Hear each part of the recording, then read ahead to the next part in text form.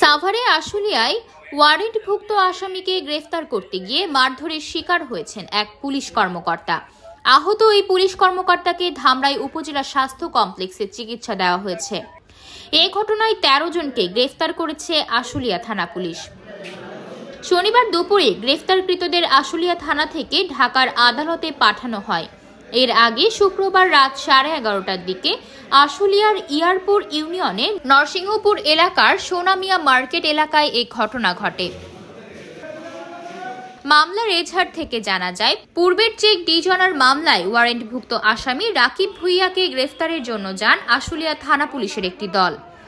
পরে তারা রাকিব ভুইয়াকে গ্রেফতারের পর হাতকড়া পরিয়ে থানায় আনার চেষ্টা করেন।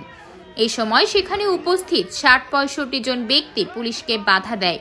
তারা রাকিবকে পুলিশের কাছ থেকে ছিনিয়ে নেওয়ার চেষ্টা করেন। পুলিশ বাধা দিলে পুলিশের উপর হামলা চালান। এক পর্যায়ে লোহার বড় রড দিয়ে আশুলিয়া থানা উপপরিদর্শক মোহাম্মদ রবিউল ইসলামের মাথার পেছনের দিকে এবং ডান পায়ে আঘাত করেন।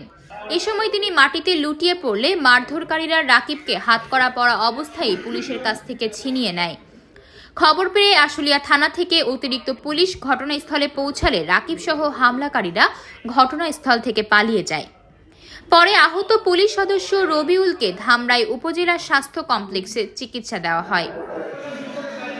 আশুলিয়া থানার ভারপ্রাপ্ত কর্মকর্তা মোহাম্মদ আবু বকর বলেন, আসামিরা সরকারি কাজে বাধা দিয়েছে। এছাড়া পুলিশের সঙ্গে তাদের ধস্তাধস্তিতে একজন পুলিশ কর্মকর্তাও আহত হন।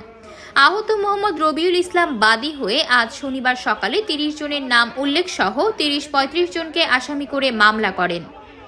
ওই মামলায় গতকাল রাতে আটক 13 জনকে গ্রেফতার দেখানো হয়েছে।